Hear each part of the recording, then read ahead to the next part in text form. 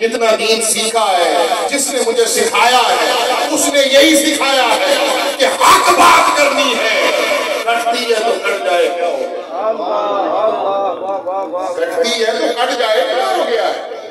بات تو حق کر کے مرنا، تو حق بات ہے۔ روئے زمین پر کوئی ایسا بندہ نہیں ہو سکتا، کوئی ایسا مسلک نہیں ہو سکتا جو مطلقاً انکار کر دے کہ اصحال نہیں ہوتا سبا کہ یا رسول اللہ صلی اللہ علیہ وسلم میری ماں اس دنیا سے رخصت ہو گئی، کوئی پوچھتا میری بہن اس دنیا سے رخصت ہو گئی، کوئی کہتا کہ میرا باپ اس دنیا سے رخصت ہو گیا، اپنے رشتہ داروں کے جو ان سے پہلے چلے گئے تھے، اس دنیا سے پردہ فرما گئے تھے، ان کے بارے میں سوال کرنے آتے کہ یا رسول اللہ صلی اللہ علیہ وسلم کوئی کہتا کہ اس کا حج رہ گیا ہے، کیا میں اس کی طرف سے حج کر سکتا ہوں؟ کوئی کہتا اس کے روزے رہ گئے، کیا میں اس کی طرف سے روزے رکھ سکتا ہوں؟ کوئی کہتا کہ اس نے فلان نظر مانی، کیا میں اس کی نظر پوری کر سکتا ہوں؟ کوئی کہتا کہ کیا وہ باغ چھوڑ کے گیا ہے، میں اس کے لیے صدقہ کر سکتا ہوں؟ ہر حدیث اٹھا کے دیکھیں گے، کوئی حدیث کی کتاب ایسی نہیں جس میں آقا علیہ السلام نے یہ فرمایا ہو کہ نہیں تو اس کے لیے حج بھی نہیں کر سکتا، حج کہے گا اس کو تو ثواب ہی نہیں پہنچتا۔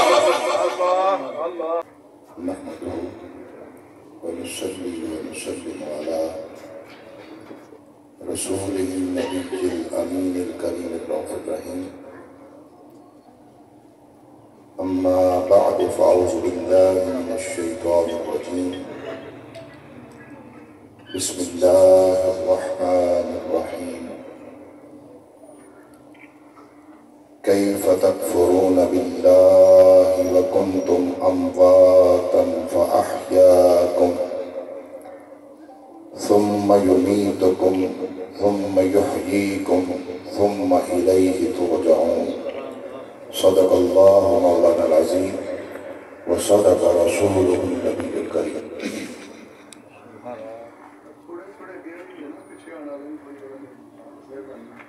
نہایت واجب الاحترام حاضرین گرامی قدر، اللہ تبارک و تعالیٰ کا بے پایہ لطف و احسان ہے کہ جس کی توفیق خاص سے اور حضور صلی اللہ علیہ وآلہ وسلم کے دائرے پاک کے صدقے ہم سب یہاں پر اللہ تعالیٰ کا اور اس کے حبیب صلی اللہ علیہ وآلہ وسلم کا ذکر خیر کرنے کے لیے جمع ہے۔ اس پر اللہ کا جتنا بھی شکر ادا کیا جائے وہ کم ہے، اور اس بات پر بھی اللہ تبارک و تعالیٰ کا ہمیں 100 بار شکر ادا کرنا چاہیے کہ اس نے ہمیں اپنے محبوب صلی اللہ علیہ وآلہ وسلم کی امت میں پیدا فرمایا، اور امت کے اس حصے میں پیدا فرمایا جو ایصال ثواب کا قائل ہے، اور اسی مناسبت سے آج ہم سب یہاں پہ بیٹھے ہیں اور اپنے اپنے طور پر اپنے بھائی کو ثواب ایصال کرنے پہنچا۔ اللہ تعالیٰ آپ سب کا آنا جو مجھ سے پہلے ہوا ہے اس چیز کا، اور جو ابھی ہو رہا ہے اور بعد میں جو نیک کام ہوتے رہیں گے، ہماری دعا ہے کہ ہمارے بھائی کو اس ساری محنت کا ثواب جو ہے وہ ایصال ہو اور ان کے درجات مزید بلند ہو۔ اللہ تبارک و تعالیٰ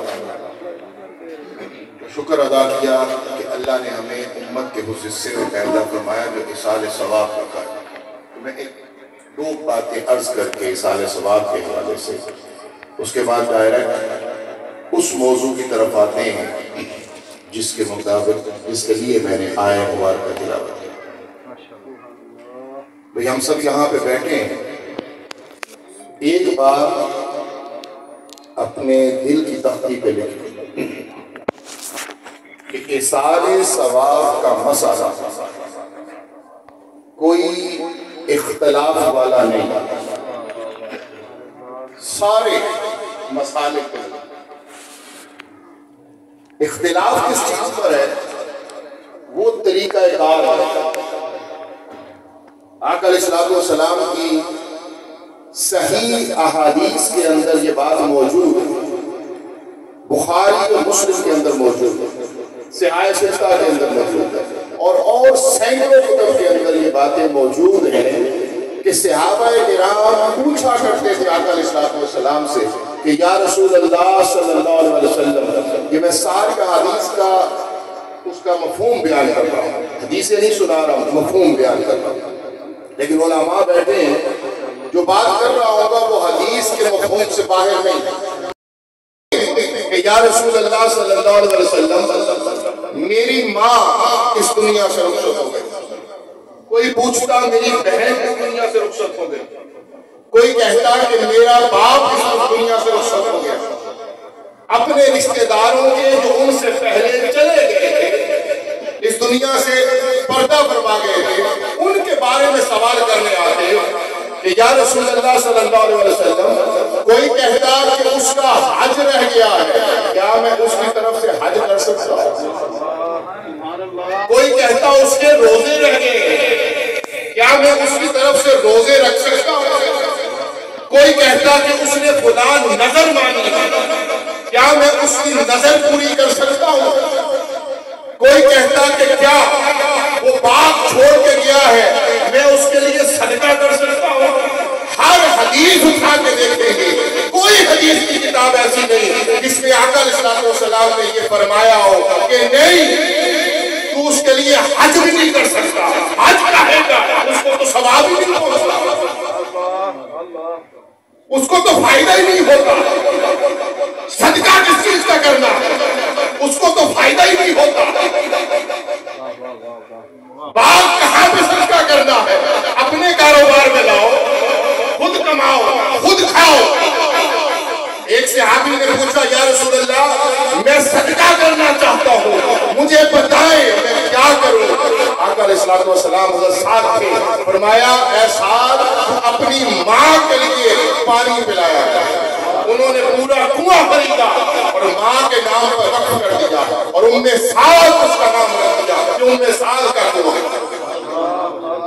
اگر ایسی ہی بات ہوئی کہ ہم جو کرتے ہیں ایک عمل، اس کا ثواب کسی کو نہیں پہنچتا جو ہم سے پہلے گزر گیا ہے، تو مجھے بتائیں کیا آقا علیہ الصلوۃ والسلام پہلے شخص نہ ہوتے جو منع کر دیتے؟ وہ منع کر دیتے کہ بھائی اپنے چھوڑ دو، کھانا کھلانا ہے اپنے بیوی بچوں کو کھلاؤ اور اپنے لیے کھلاؤ، اور اس کا ثواب اپنے کھاتے میں ڈالنا۔ کنواں کرنا ہے تو اس کے اوپر معبد کا کنواں مت لکھو، اپنا نام لکھو کہ یہ سعد کا کنواں، سعد کا کنواں نہ لکھو بلکہ سعد کا کنواں لکھو۔ ایسا نہیں ہوا۔ تو اس کا مطلب ہے کہ آقا علیہ الصلوۃ والسلام ایصال کرنے کے قائل ہیں، ثواب کو ایصال کرنے کے قائل تھے آقا علیہ الصلوۃ والسلام، اسی لیے تو منع نہیں فرما رہے۔ اس لیے کوئی مائی کا لال روئے زمین پر یہ دعویٰ کر ہی نہیں سکتا کہ ثواب پہنچتا نہیں، ثواب پہنچتا نہیں۔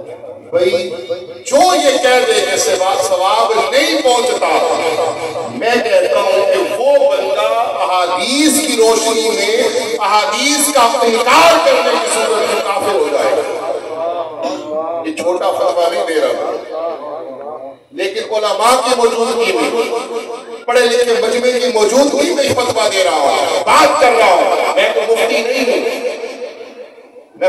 ہوں، میں تو عام سے اسٹوڈنٹ ہوں، طالب علم ہوں دین کا۔ کتنا دین سیکھا ہے، جس نے مجھے سکھایا ہے اس نے یہی سکھایا ہے کہ حق بات کرنی ہے، کٹتی ہے تو کٹ جائے، کیا ہو کٹتی ہے تو کٹ جائے، کیا ہو گیا ہے؟ بات تو حق کر کے مرنا، تو حق بات ہے۔ روئے زمین پر کوئی ایسا بندہ نہیں ہو سکتا، کوئی ایسا مسلک نہیں ہو سکتا جو مطلقاً انکار کر دے کہ اصال نہیں ہوتا سبب، سینکڑوں حدیث کا انکاری ہوگا۔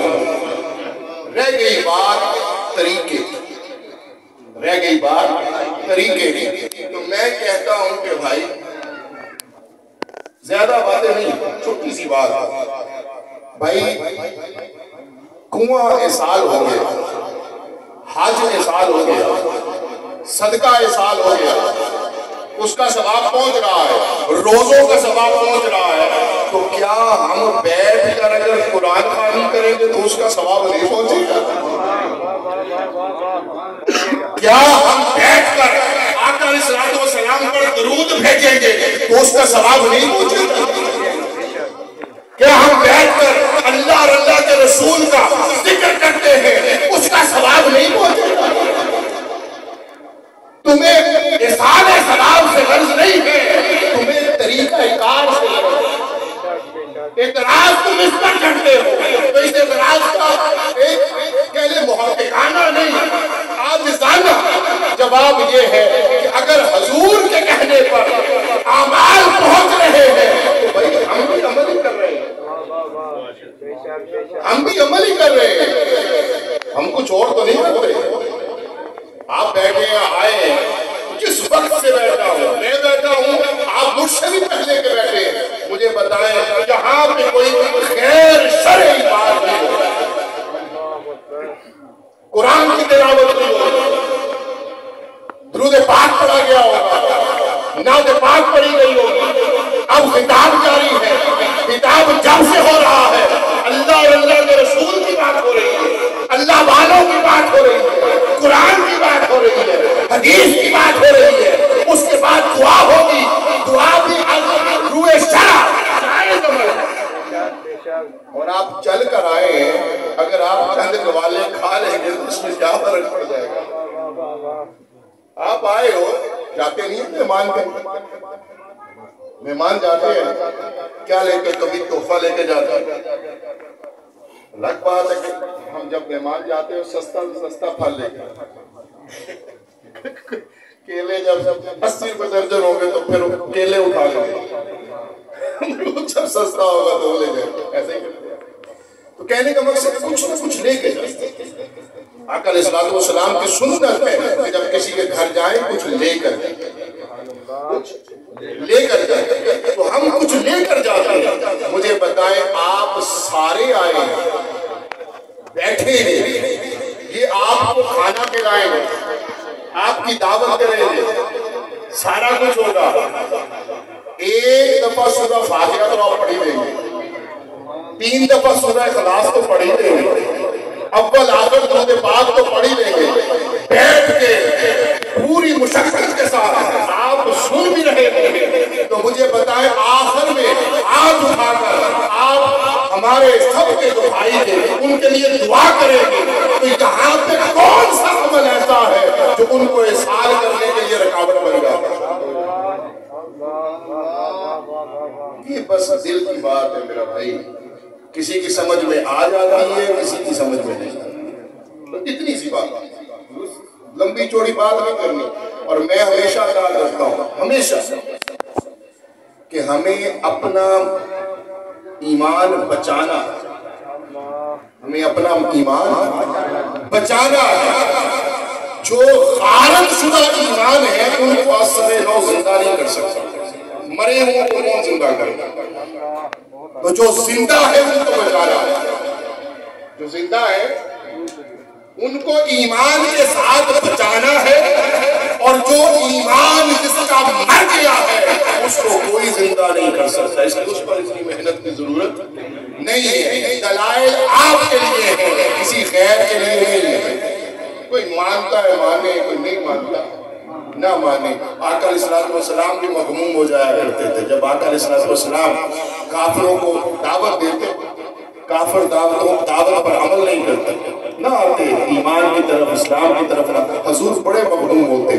اللہ تبارک و تعالیٰ فرماتا، اے محبوب صلی اللہ علیہ وسلم آپ غم کاہے نہیں کرتے، آپ کیوں کرتے ہیں غم؟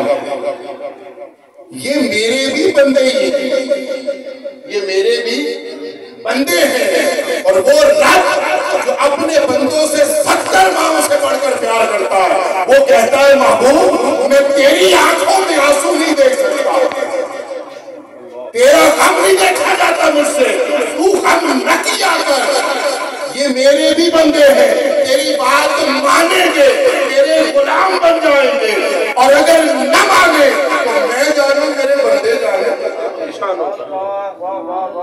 اس لیے ہمارا کام پیغمبرانہ طریق پر صرف پہنچا دینا، کوئی مانتا ہے مان جائے، جو نہیں مانتا اس کو رب جانے بھی وہ جانے، ہم کیا کر سکتے ہیں۔ تو میں نے چاہا کہ اظہار ثواب کی محفل ہے، تھوڑی سی بات ایک جھٹکے انداز میں کر دوں تاکہ پتہ لگ جائے کہ ہم جہاں بیٹھے ہیں وہاں بیٹھنے کا فائدہ بھی ہے یا کچھ رسمی پوری کر رہے ہیں۔ یہ رسم نہیں ہوتی بھائی، رسم نہیں ہوتی، یہ ہمارا عقیدہ ہوتا ہے۔ ہم اپنے بچوں کو بتا رہے ہوتے ہیں کہ میں اپنے باپ کے لیے، اپنے بھائی کے لیے، اپنے کسی رشتہ دار کے لیے یہ کام کر رہا ہوں، تو تم نے بھی میرے لیے کرنا ہے، تم نے بھی میرے لیے کرنا ہے۔ آقا علیہ السلام کی حدیث مبارکہ ہے کہ جو صدقہ جاریہ ہوتا ہے اس میں ایک نیک اولاد ہوتی ہے، تو جب ہم اولاد کو عقیدہ سکھا کے ہی نہیں جائیں گے تو وہ کیا کرے گی ہمارے بعد؟ پھر سوال ہم سے ہونا ہے، اس لیے عقیدہ سکھا کے جائیں۔ اظہار گفتگو کے لیے میں نے سورہ البقرہ کی ایک آیت مبارکہ آپ کی گوش گزار کی، جس میں اللہ تبارک و تعالیٰ نے ارشاد فرمایا تھا کیف تکفرون باللہ وکنتم امواتا فاحیاکم ثم یمیتکم ثم یحییکم ثم الیہ ترجعون۔ اللہ نے فرمایا کہ اے بندے، اے لوگ، جو قرآن پڑھ رہا ہے اس مقام پہ آتا ہے اور پوری عوام الناس سب خطاب ہے کہ کیف تکفرون باللہ، تم اللہ کا کیسے انکار کر سکتے ہو حالانکہ تم مردہ تھے، اس نے تمہیں زندگی عطا کی۔ اس رب کا کیسے انکار کر سکتے ہو کہ تم حالت مردگی میں تھے، اللہ نے تمہیں زندہ کر دیا۔ ثم یمیتکم، وہ پھر تمہیں موت دے گا، ثم یحییکم، پھر وہ تمہیں زندہ کرے گا، ثم الیہ ترجعون، اور پھر اسی زندگی کے ساتھ تم اس کی طرف لوٹائے گا۔ تو پورا فلسفہ ہماری زندگی کہاں سے شروع ہوتی ہے؟ بیٹھے ہوئے لوگ ہیں، آپ سے سوال کیا جائے کہاں سے شروع ہوتی ہے تو آپ نے کہنا ہے پیدائش سے شروع ہوتی ہے۔ تو پیدائش تو زندگی کی حالت میں ہوتی ہے۔ قرآن کہہ رہا ہے کہ تم مردہ تھے، مردنی کی حالت میں تھے، پھر اس کی زندگی۔ اس میں ایک موت پہلے سے گزر چکی ہے ہمارے اوپر، ایک حیات یہ گزار رہے ہیں، ثم یمیتکم، پھر مرنا ہے، ثم یحییکم، پھر جینا ہے۔ یہاں تو موت ہے پھر حیات ہے، پھر موت ہے پھر حیات ہے۔ قرآن ہے بھائی، قصہ کہانی تھوڑا، قصہ کہانی تو نہیں ہے نا۔ تو پہلا مرحلہ موت کا، اب آپ پوچھیں کہ موت کیا تھا؟ وہ ہم سب پہ آتی ہے، ہر انسان پہ آتی ہے، ہر زیرو پہ آتی ہے، وہ موت کا مرحلہ۔ وہ موت کا مرحلہ کیا تھا؟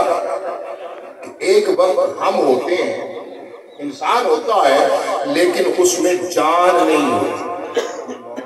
احادیث تو اس کو سینکڑوں سال پہلے ہی ثابت کر چکی، حدیث ثابت کر چکی، لیکن سائنس آج ثابت کر رہی ہے کہ ہاں ایسا مرحلہ بھی ہوتا ہے کہ ہم ہوتے ہیں لیکن جان نہیں ہوتی، اور وہ ماں کے پیٹ میں پہلے چند ماہ ہوتے ہیں کہ ہم پرورش پا رہے ہوتے ہیں لیکن ہمارے اندر جان نہیں ہوتی۔ اس حالت کو اللہ نے فرمایا کہ تم مردہ فَأَحْيَاكُمْ، اسی ماں کے پیٹ کے اندر، پردوں کے اندر، تاریکیوں کے اندر اللہ تبارک و تعالیٰ نے تمہارے اندر جان رکھا،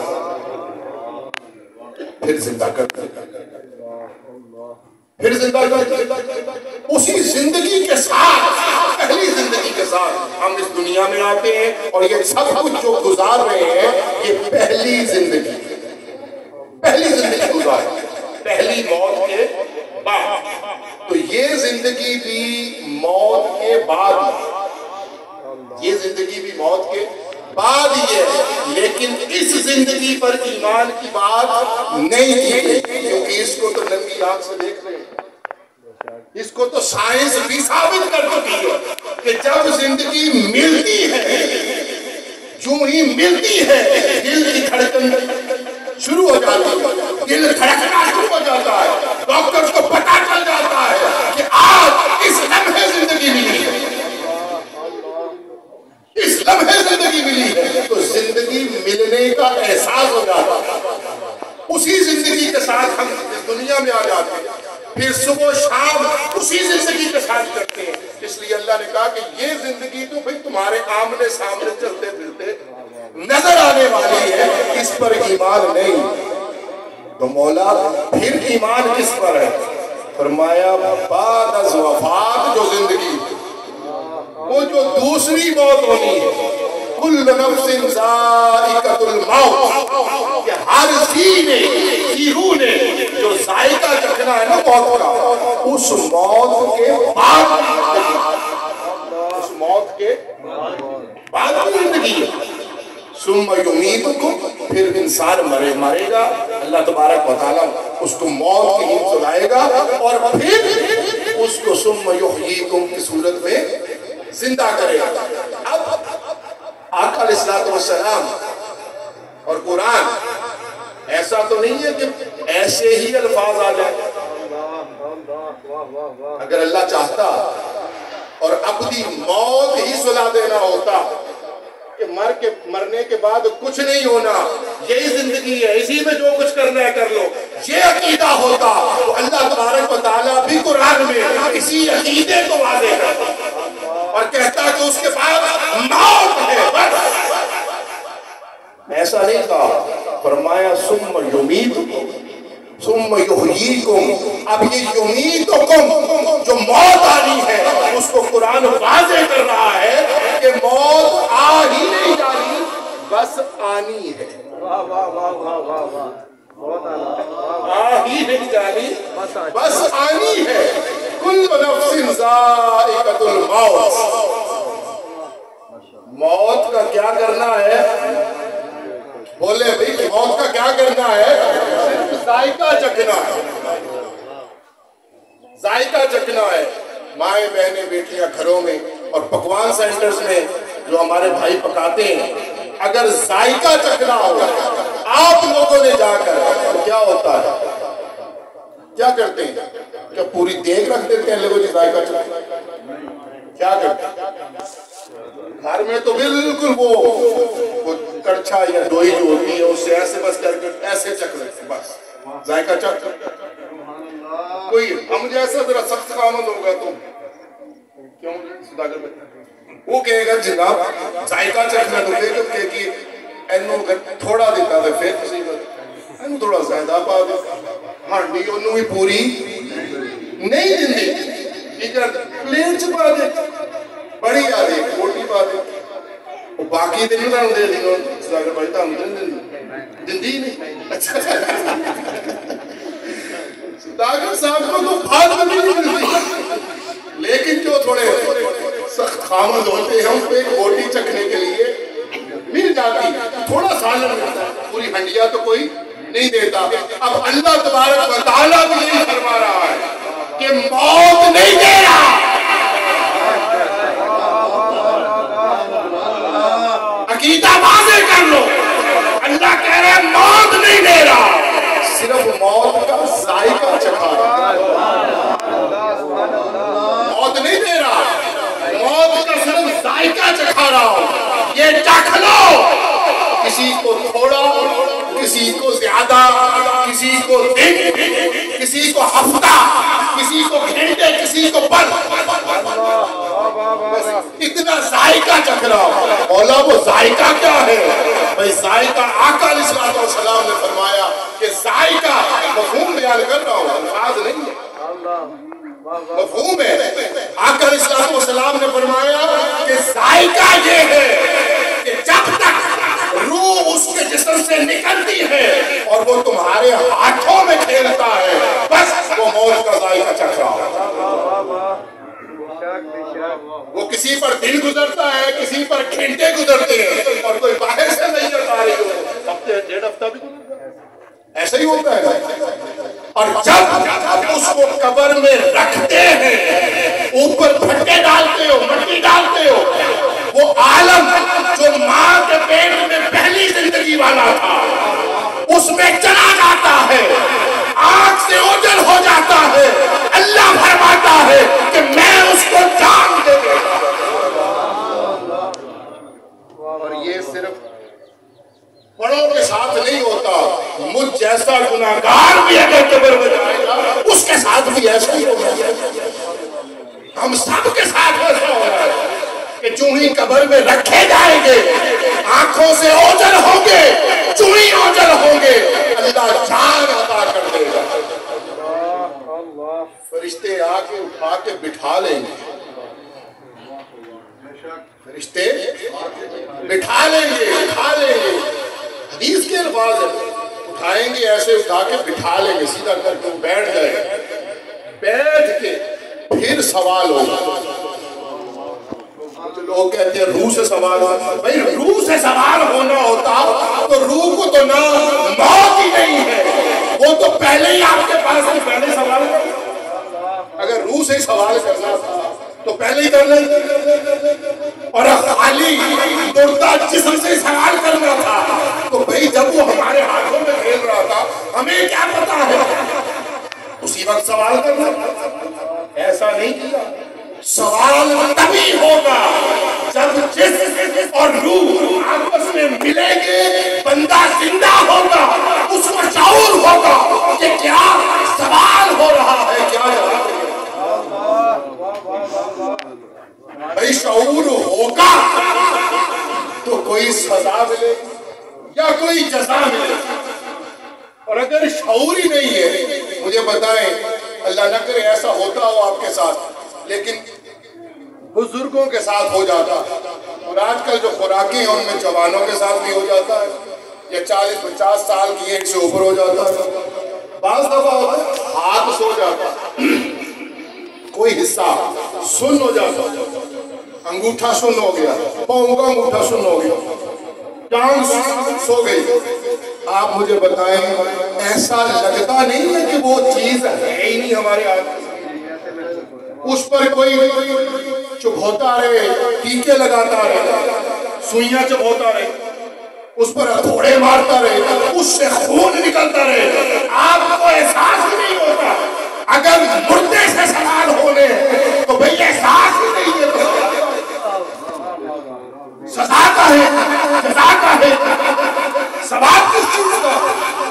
وہ تو مردہ، اگر مردہ ہی ہے بھئی کچھ نہیں ہونا، لیکن اللہ نے نہیں فرمایا کہ وہ مردہ۔ نعرہ تکبیر، نعرہ رسالت، نعرہ حیدری، عظمت و شان مصطفیٰ۔ اللہ اور اس کے رسول نے نہیں فرمایا کہ وہ مردہ، اللہ کے رسول نے فرمایا وہ اٹھا کے بٹھا لیا، فرشتے اس سے سوال کرتے، اب قربان جائے، قربان جائے، سائنس اتنی ترقی کر گئی کہ ماں کے پیٹ میں جب زندگی ملتی ہے وہ پہچان گئی، وہ جان گئی، لیکن روئے زمین پر کوئی سائنٹسٹ ایسا پیدا ہی نہیں ہوا، جھکتے نہیں، دین آج جھکتوں کا نام بنا دیا گیا، معاذ اللہ۔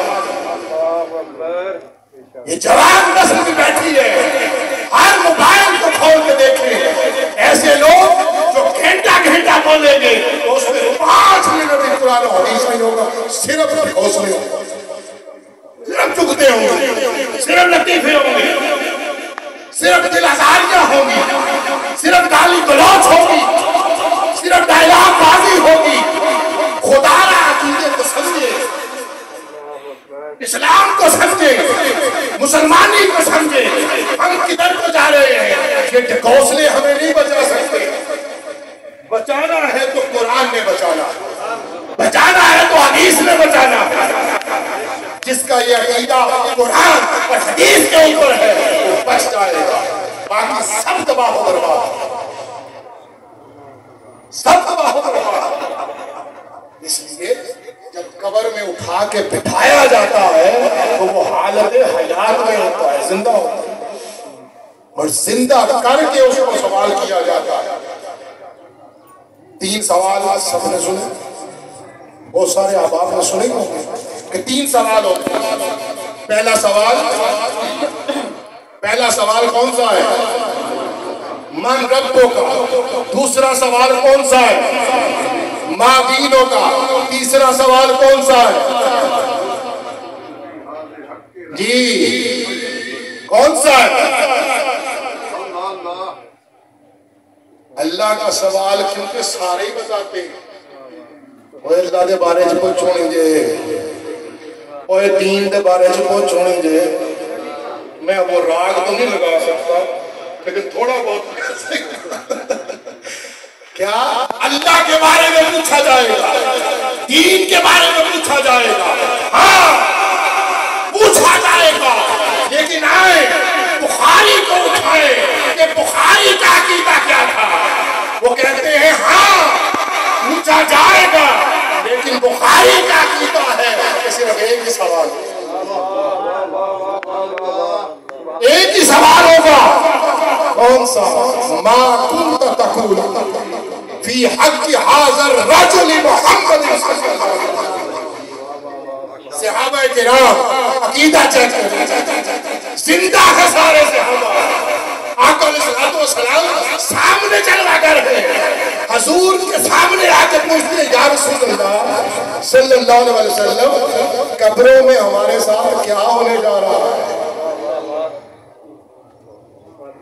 آج بدعقیدگی کا عالم یہ ہو گیا ہے کہ حضور کے علم پر کام کرنے والے زبان کھولتے خبردار۔ عقیدہ اپنے علماء سے نہیں صحابہ سے پوچھو۔ صحابہ حالت حیات میں پوچھ رہے ہیں، میں مرا بھی نہیں، میں دنیا سے گیا بھی نہیں، بتائیں یا رسول اللہ میرے ساتھ کیا ہونے والا ہے؟ قربان جان، اللہ کے رسول نے فرمایا تمہیں میری نسبت پوچھا جائے گا۔ اللہ کے رسول کہہ سکتے تھے، فرما سکتے تھے نا بھائی بندے اللہ اللہ کیا یہ اللہ کے بارے میں پوچھا جائے گا، کہہ سکتے تھے بندے چھوڑ دین پر عمل کیا کر، دین کے بارے میں سوال ہونا ہے، فرما سکتے۔ آقا علیہ السلام نے نہیں فرمایا۔ صحابی نے جب سوال کیا آقا علیہ السلام نے فرمایا بندے دین میں ہوں، دین میں ہوں، رب کا پتہ میں نے تجھے دیا ہے، تو 360 کے آگے چھوڑا تھا، میں نے 360 چھڑا کے دین دیکھے تجھے رب کے حوالے کیا ہے، میں نے بتایا ہے تجھے رب کیا ہے۔ 1.25 لاکھ صحابہ یا 1,14,000 صحابہ موجود، ایک صحابی یہ نہیں کہہ سکتا کہ میں نے جبرائیل کو اترتے دیکھا ہے، نہیں کہہ سکتا، کوئی اثر نہیں ملتا، کوئی قول نہیں ملتا۔ تو جب نہیں ملتا تو اس کا مطلب ہے حضور جو کہتے کہ یہ قرآن ہے وہ قرآن ہو جاتا ہے۔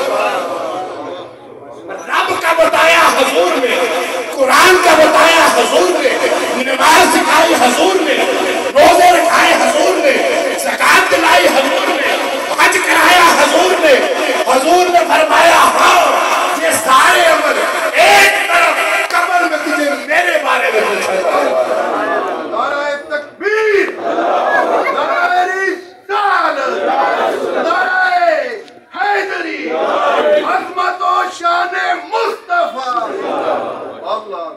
مجھے میرے بارے میں پوچھا جانے والا ہے.